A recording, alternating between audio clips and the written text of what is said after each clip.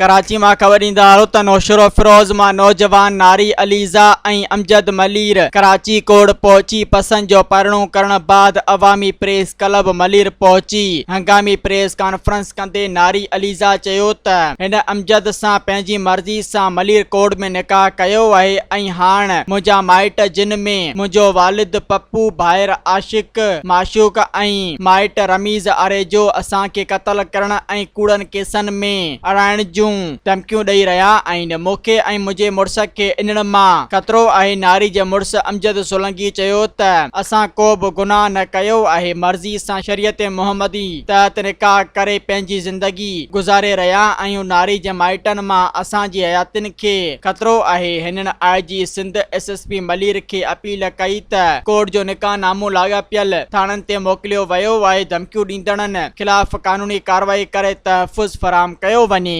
Subscribe कयो अवामी news HD खे ऐं ताज़ा तरीन ख़बरुनि लाइ ॾिसंदा रहो अवामी न्यूज़ HD।